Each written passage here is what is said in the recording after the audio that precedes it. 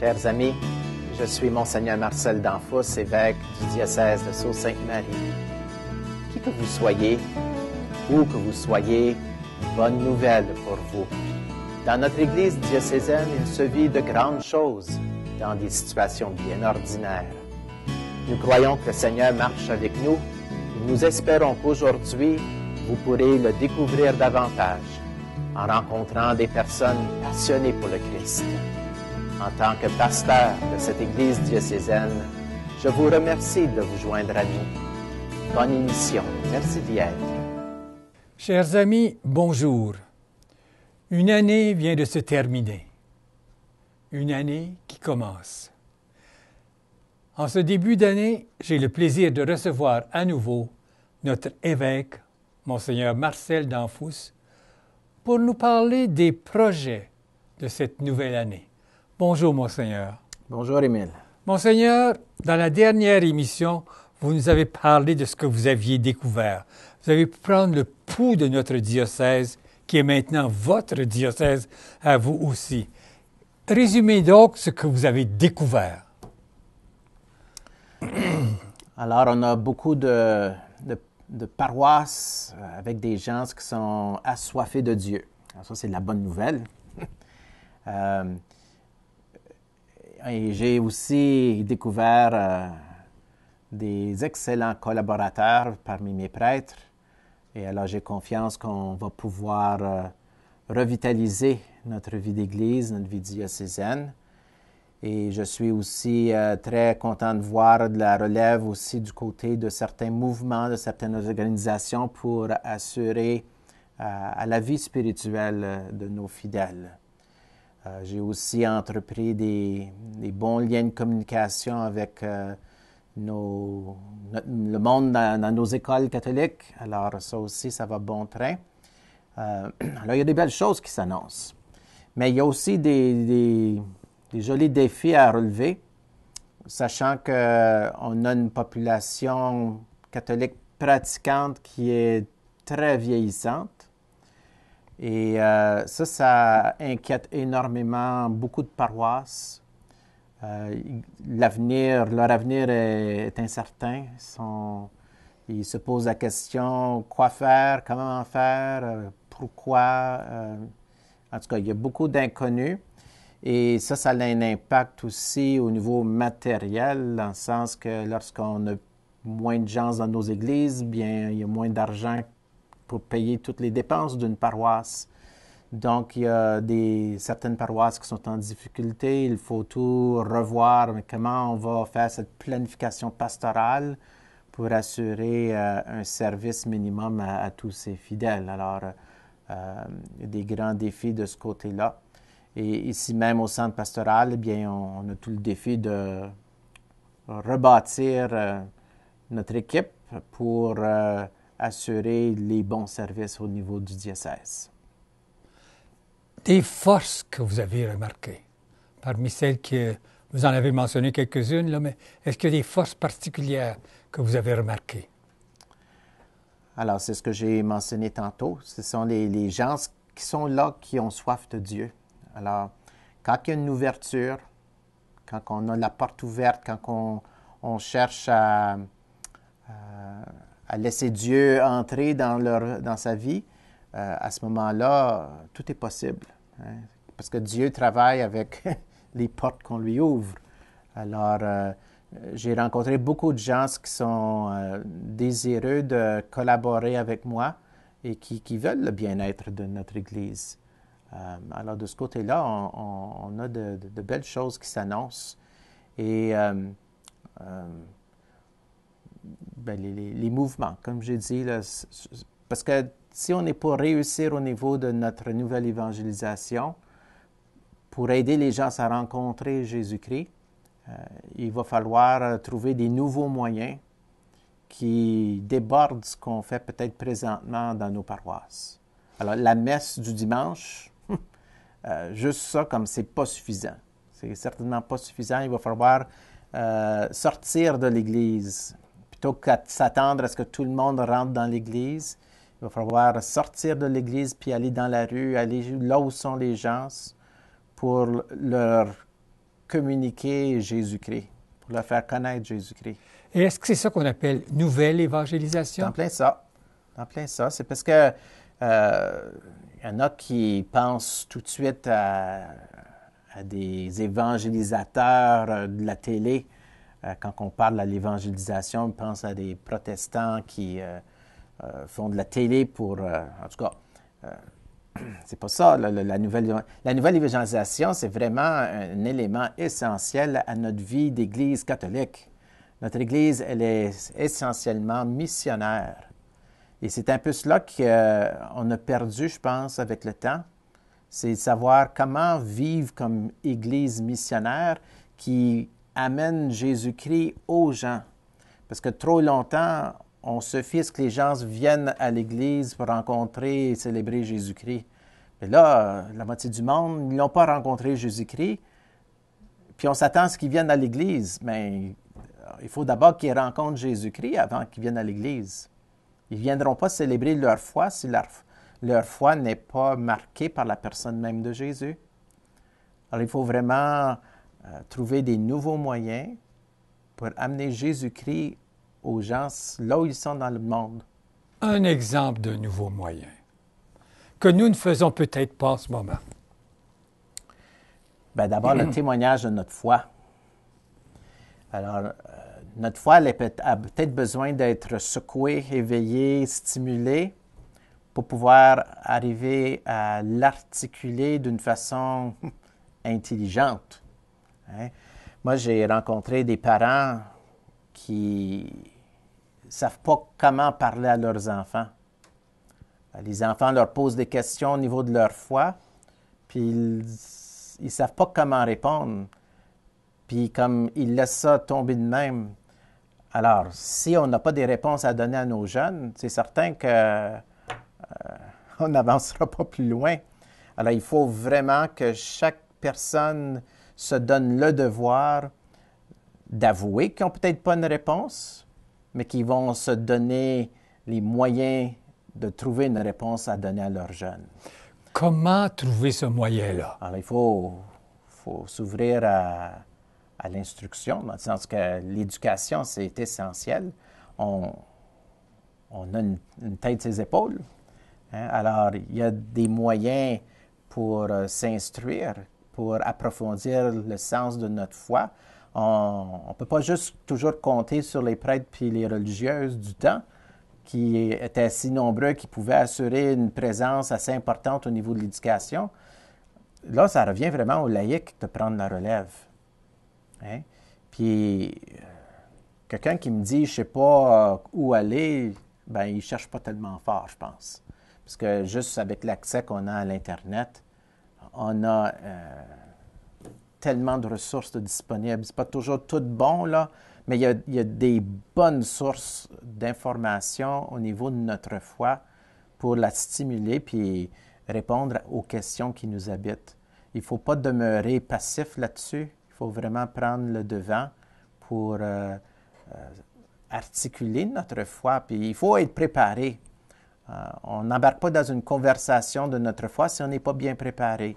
Dont l'importance pour nous, de ceux qui sont déjà pratiquants, de faire un effort consciencieux de comment je vais articuler ma foi aux personnes que je vais rencontrer. Alors, pourquoi Jésus est vraiment important pour moi? Quelle différence il fait dans ma vie? Et puis d'avoir des choses très pratiques, là. Une question que vous posiez aux jeunes lors de la confirmation dernièrement, c'est qui est Dieu pour toi ou qui est Jésus? Je ne sais plus laquelle. Là. Quelle était la question que vous posiez aux jeunes? Bien, je leur demandais d'abord, est-ce qu'ils ont déjà des plans de fête pour leur vie future? Est-ce qu'ils ont des idées de ce qu'ils vont faire plus tard dans la vie? Alors, après qu'ils m'ont tous partagé leurs rêves, je leur ai dit, saviez-vous que Dieu a un plan pour vous? Hein? Que Dieu a des rêves pour vous. Il vous a créé, vous a donné la vie, vous a donné tous les dons et les talents que vous avez. Et il sait ce que vous êtes capable de faire.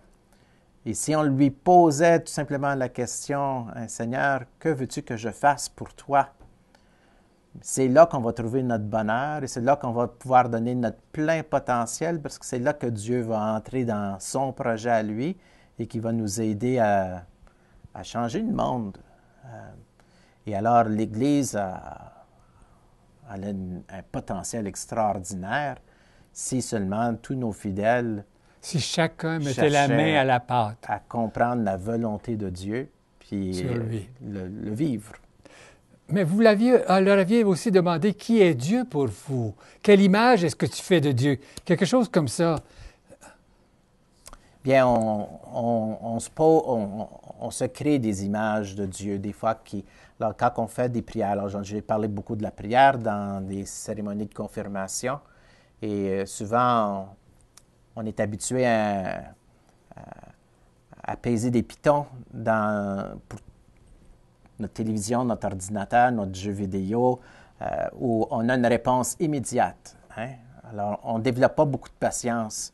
Quand ça vient le temps de la prière, où on pèse le bouton, puis on demande à Dieu quelque chose de bien précis, puis ça ne nous vient pas tout de suite, tel que nous le demandons, mais là, on commence à se poser des questions. Si Dieu, il s'intéresse à nous, s'il nous aime, s'il est trop occupé, ou si même s'il existe. Alors là, le doute est semé en nous, et puisqu'on n'a pas beaucoup de patience, on se décourage très vite et on va ailleurs. Et alors j'ai dit aux jeunes, Dieu entend chacune de vos prières. Mais il faut aussi être patient, parce que ce que Dieu veut faire, Dieu le fait très bien. Puis des fois, Dieu nous donne des réponses à nos prières qui sont différentes de nos plans. Mais il répond à notre prière. Il sait ce qui est bon pour nous. Alors, avec ça, on va venir à votre vision pour les prochaines années. Est-ce que vous avez une certaine vision? Après une année avec nous, là, avez-vous une certaine vision pour les prochaines années avec nous? Je ne sais pas si je peux parler de plusieurs années d'avance, parce que c'est une journée à la fois, des fois. Un peu trop loin, là. Parce qu'on a encore beaucoup à développer. Puis ça va être ça ma priorité. Alors, ma vision pour la prochaine année, là, c'est de développer un plan pastoral pour le diocèse. Avec qui? Alors, mon aide, les prêtres sont certainement des gens importants. La collaboration de tous les laïcs dans les paroisses pour qu'on ait un dialogue sérieux. Mais je vais avoir de l'aide ici au centre diocésain de mon nouveau directeur des services pastoraux, M. Robert Larivière. Nous l'avons déjà eu à une émission. Justement. Alors, il sera peut-être en mesure prochainement de vous offrir une émission où il partagera un peu les découvertes, là où il s'en va dans tout cela, parce que c'est un projet à long terme qu'il faut développer. Alors là, sa première préoccupation, c'est d'évaluer un petit peu tout ce qui se passe au niveau de la pastorale dans notre diocèse. Ça, c'est un gros travail en soi de faire cette évaluation-là. Et ensuite, s'entourer de gens qui vont pouvoir nous aider à mettre en œuvre. C'est beau d'avoir un plan, mais comment on va mettre en œuvre ce plan-là? Puis il faut absolument que ce plan-là se réalise dans toutes les régions de notre diocèse, pour pas que ça devienne juste une réalité qui vient du centre pastoral à Sudbury, mais que les gens à North Bay, comme les gens qui sont sur l'île Manitoulin, comme les gens à Wawa, puis à Sault-Sainte-Marie, puissent se sentir partie prenante de la même vision, mais qui ont des gens en place dans leur région qui assurent un suivi au grand plan du diocèse. Alors ça va demander une grande coordination puis la collaboration de beaucoup de monde. Et de la formation? Il faudra assurer une formation. Puis ça, c'est une inquiétude que j'ai, parce que présentement, il n'y a pas grand-chose qui est offert en tant que formation. Il y a déjà eu des excellents programmes, c'est d'après ce que je peux voir ici dans le diocèse. Il y avait l'école de pastorale. Mais au moment même, il y a peu qui existent. Alors, il y a beaucoup de choses à construire ici. Alors, il faut les former, trouver les moyens de les former de la manière où ils pourront prendre en main leurs responsabilités. Oui. Et s'engager. Oui, parce que puis ça va être un renouveau à partir des laïcs. Les prêtres, on a une pénurie de prêtres. Les communautés religieuses sont encore présentes, mais plus comme autrefois. Et on ne peut pas s'attendre présentement à ce qu'ils prennent la relève comme ils l'ont fait autrefois. Ils ne sont pas là présentement. Moi, je le souhaite qu'elle soit très présente dans notre vie d'Église. C'est essentiel à une vie d'Église, la vie consacrée. Mais présentement, comme pour les prêtres, on vit un temps difficile et c'est important à ce moment-là que dans nos familles, il y ait un effort considérable pour renouveler la foi, renouveler notre compréhension de notre foi à tous les niveaux. Avez-vous une petite idée de quoi faire dans nos familles? Ça, c'est une question à laquelle je n'ai pas de réponse immédiate. Mais c'est essentiel qu'on se penche là-dessus, puis qu'on pose les bonnes questions aux familles. Je pense que c'est plutôt les familles qui vont avoir des réponses pour nous. Puis c'est la même chose avec la jeunesse. Les jeunes, ils ont des choses à dire. Il s'agit de leur poser les questions pour qu'ils puissent nous dire où ils sont et qu'est-ce qu'ils ont de besoin. Parce qu'on a beau leur offrir quelque chose, si ça ne répond pas à leurs besoins, ça passe par-dessus la tête. Et là, on manque vraiment le bateau. Alors, plutôt que d'arriver avec des solutions qu'on pense toutes bien faites, il faut vraiment prendre le temps. C'est un processus, un exercice bien important de s'asseoir avec les jeunes, puis avec nos familles, puis se poser les bonnes questions pour pouvoir travailler ensemble. Parce que c'est eux qui vont être les agents premiers là, pour avancer tout ce qu'on veut changer au niveau de notre vie d'Église. Parce que si ces jeunes-là ne s'embarquent pas, je me demande où on s'en va. Bien, l'avenir de l'Église va en prendre un coup. Oui. Oui, oui. Déjà, on est déjà en retard, je trouve. Mais nous sommes chanceux d'avoir nos écoles catholiques, tout de même, où nous pouvons aller chercher. Il y a un potentiel extraordinaire avec nos écoles catholiques. Potentiel extraordinaire.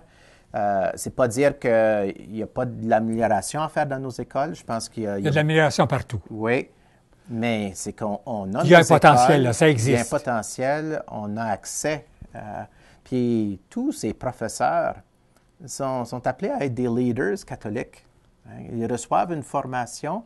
On peut peut-être probablement faire plus avec ça, mais ils sont là, ils sont en place et je pense qu'on a à travailler avec eux d'une façon plus proche. Et vous comptez sur eux, et nous comptons tous sur eux. Oui. Ça, c'est très important. Le pape écrit des documents. Puis, à un moment donné, quelqu'un a dit, quand ça sort, les gens en parlent, on est enthousiaste, mais comment soutenir cet enthousiasme au sujet de ces documents? Je sais que j'ai travaillé beaucoup avec la joie de l'Évangile, la joie de l'amour, le visage pour l'année de la miséricorde, le visage de Dieu. Et cette année, nous avons utilisé ces documents-là, ou la joie de l'amour, dans nos petits groupes de partage de foi. Alors, pendant le carême, on va continuer encore à approfondir ce document-là. Mais comment garder cette flamme qui a été allumée et puis qu'elle puisse continuer à briller? Ben, c'est vous-même qui avez la solution, c'est avec vos émissions. Moi, je n'ai pas de projet spécifique comme suivi à tous ces documents qui nous sont parvenus du Saint-Père, des documents qui contiennent énormément de matériel. Moi-même, j'aurais été juste content avec son premier, la joie de l'Évangile. Il y a assez là-dedans pour des années. Alors qu'il nous a donné déjà 2, 3 autres documents. Alors, je trouve qu'on n'a pas le temps de mettre en place ce qu'il nous donne. Il y en a trop à la fois. Le dernier sur la joie de l'amour, et là aussi, avec nos familles, il y a tellement à faire. Alors, c'est de prendre le temps de les décortiquer. Alors, ce que vous faites ici avec les émissions, moi, je trouve ça heureux.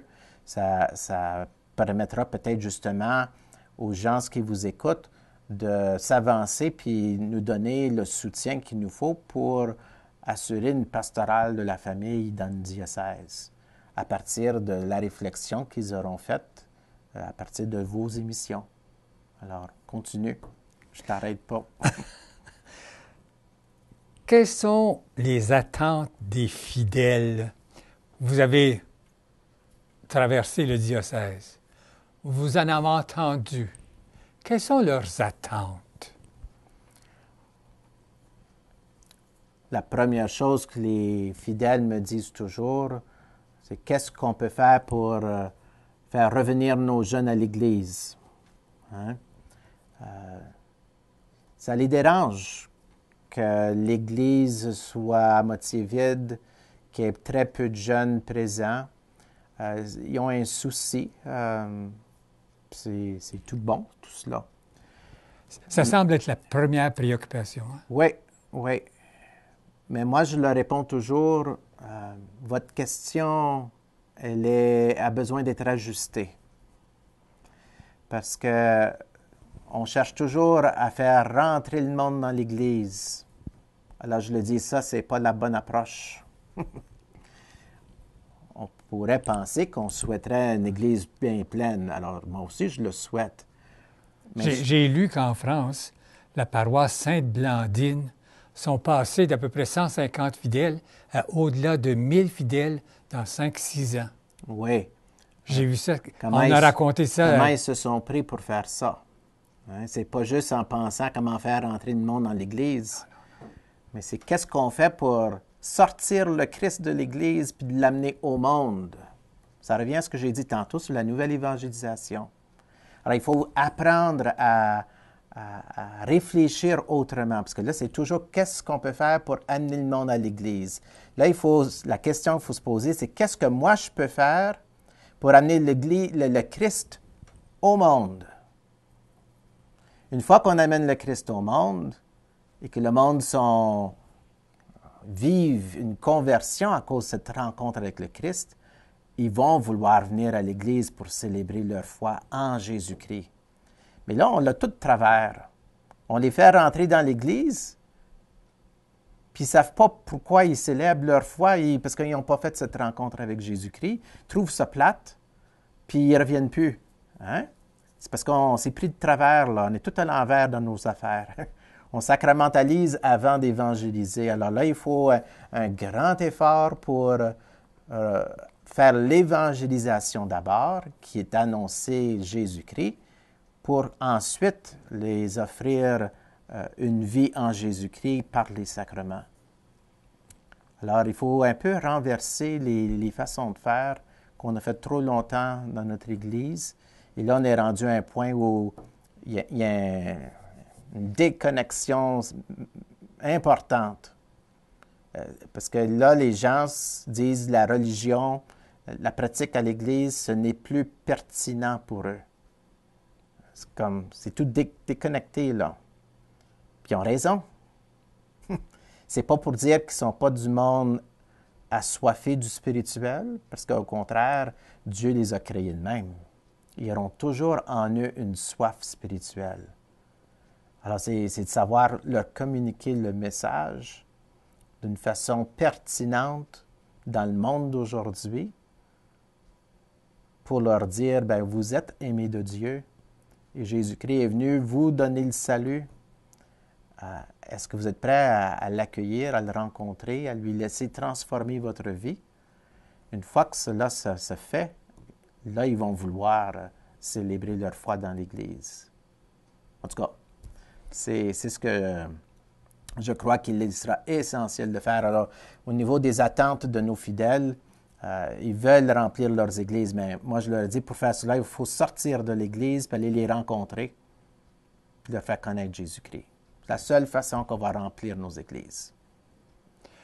Est-ce qu'il y a d'autres sujets dont vous aimeriez parler avant le message? Bien, dans la même ligne, ça va être au niveau des vocations. Si on ne prend pas soin de nos familles, puis qu'on ne crée pas un environnement chrétien dans nos familles, bien, il y aura très peu de vocations. Mais c'est certain que si on avait des familles avec une culture, un environnement chrétien, ça favoriserait cette écoute, puis ce désir de faire la volonté de Dieu. Puis là, Dieu appelle constamment. Là, il y en aurait des vocations. Les jeunes répondraient généreusement et là, on pourrait assurer à notre Église diocésaine tous les prêtres dont nous aurons besoin. Mais présentement, il faut vraiment revoir notre façon de faire la promotion des vocations. Puis il faut, en attendant, aussi voir comment est-ce qu'on va faire venir des prêtres de l'extérieur d'une façon à ce qu'ils puissent vraiment bien s'intégrer et offrir un bon service dans notre diocèse. On a de très bons prêtres qui sont venus de l'Afrique, qui sont venus des Indes, qui font un travail extraordinaire. Mais il y a eu aussi des expériences moins heureuses, où la différence de culture a été trop grande, où on comprend difficilement la langue parlée, ce qui fait que c'est pas toujours heureux. Alors, il faut travailler dans tout cela. Et il faut, en tout cas, c'est mon désir, moi, de former une équipe pour favoriser cette intégration des prêtres et comment aller les chercher, qui demander, puis tout ça, la relation qu'on a avec les évêques là-bas, c'est très important. Et c'est presque la fin, Monseigneur. Vous auriez un message pour cette nouvelle année? Mon souhait, c'est vraiment que les gens acceptent de se laisser déranger par Dieu. Parce que si on n'accepte pas d'être dérangé, puis qu'on veut rester juste dans le confort de notre petit chez nous, il n'y a rien qui va se passer. Il n'y a rien de nouveau. On ne pourra pas combler tous les besoins. Il faut se laisser déranger. Ça veut dire se laisser interpeller personnellement pour s'engager à ce monde nouveau, à cette Église nouvelle que nous désirons. Ça, c'est mon plus grand souhait. Et j'encouragerais les gens en cette nouvelle année de vraiment laisser l'Esprit les interpeller. Et lorsque on viendra vous chercher, qu'on vous posera des questions, d'embarquer. Hein? D'embarquer, puis en tout cas, moi, j'ai espérance qu'il y a quelque chose de beau qui nous attend. Et Monseigneur, je vous remercie beaucoup. Sachez que notre petite équipe de l'émission hebdomadaire L'Église diocésaine est toujours au service de notre Église et nous ferons tout en notre possible pour vous appuyer. Et moi, mon souhait pour cette nouvelle année, chers amis, c'est que vous puissiez être comblés des nombreuses joies de l'amour. Bonne, heureuse et sainte année. Au revoir, à une prochaine.